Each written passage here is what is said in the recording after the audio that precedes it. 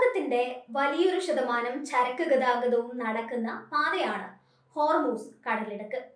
എന്നാൽ ഇറാനെതിരായി യുഎസും ഇസ്രയേലും നടത്തുന്ന യുദ്ധത്തെ തുടർന്ന് ഹോർമൂസ് കടലിടുക്ക് ഒരു മാസത്തിനു മുകളിലായി അടഞ്ഞു കിടക്കുകയാണ്. ചുരുക്കം ചില കപ്പലുകൾ മാത്രമേ ഇതുവഴി കടന്നു പോകുന്നുള്ളൂ.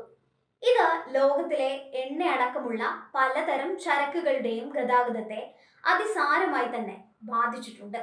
ഈ ജലപാത വീണ്ടും തുറക്കുന്നതിനെ കുറിച്ച് ചർച്ച ചെയ്യാൻ 40-ലധികം രാജ്യങ്ങളിൽ നിന്നുള്ള നയതന്ത്രജ്ഞർ യോഗം ചേർന്നു. ബ്രിട്ടീഷ് വിദേശകാര്യ സെക്രട്ടറി യെവിറ്റ് കൂപ്പറാണ് ഈ യോഗം വിളിച്ചു ചേർത്തത്. ഈ യോഗത്തിലേക്ക് ഇന്ത്യക്കും ക്ഷണമുണ്ടായിരുന്നു. യുദ്ധത്തിന്റെ ഭാഗമായി ഇന്ത്യക്കും പല മേഖലകളിലും വലിയ പ്രതിസന്ധികൾ അഭിമുഖീകരിക്കേണ്ടി വന്നിട്ടുണ്ട്. വെർച്വലായാണ് ഈ യോഗം നടന്നത്.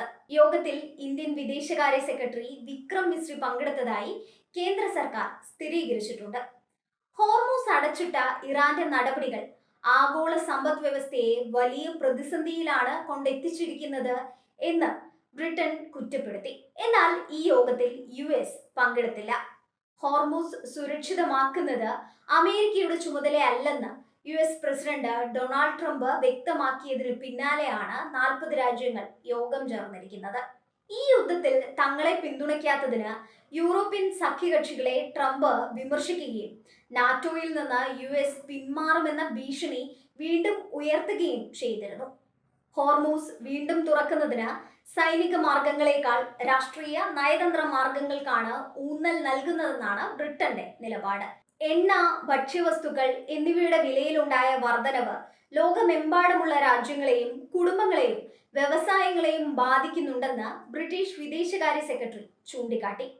ഫെബ്രുവരി 28-ന് യുദ്ധം ആരംഭിച്ചതിനു ശേഷം ഹോർമൂസിനും സമീപ മേഖലയിലുമായി വാണിജ്യ കപ്പലുകൾക്ക് നേരെ 23 നേരിട്ടുള്ള ആക്രമണങ്ങളാണ് ഉണ്ടായത്. ഇതിൽ 11 കപ്പൽ ജീവനക്കാർ കൊല്ലപ്പെട്ടതായും ഷിപ്പിംഗ് ഡാറ്റ സ്ഥാപനമായ ലോയിഡ് ലിസ്റ്റ് ഇന്റലിജൻസ് റിപ്പോർട്ട് ചെയ്യുന്നുണ്ട്.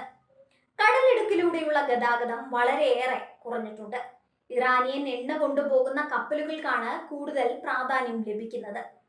ആർക്കെല്ലാം ഹോർമൂസിലൂടെ കടന്നു പോകാം എന്നത് സംബന്ധിച്ച് ഇറാൻ പരിശോധന നടത്തുകയാണ് എന്നാണ് ലോയിഡിന്റെ റിപ്പോർട്ടിൽ പറയുന്നത്. 40-ലധികം രാജ്യങ്ങൾ പങ്കെടുത്ത ഈ വെർച്വൽ യോഗത്തിൽ കടലിടുക്ക് സുരക്ഷിതമായി വീണ്ടും തുറക്കുന്നത് ഉറപ്പാക്കുന്നതിനുള്ള നയതന്ത്രപരവും ആഗോള തലത്തിലുള്ളതുമായ ആസൂത്രണ നടപടികൾ ചർച്ച ചെയ്തതായാണ് വിവരം.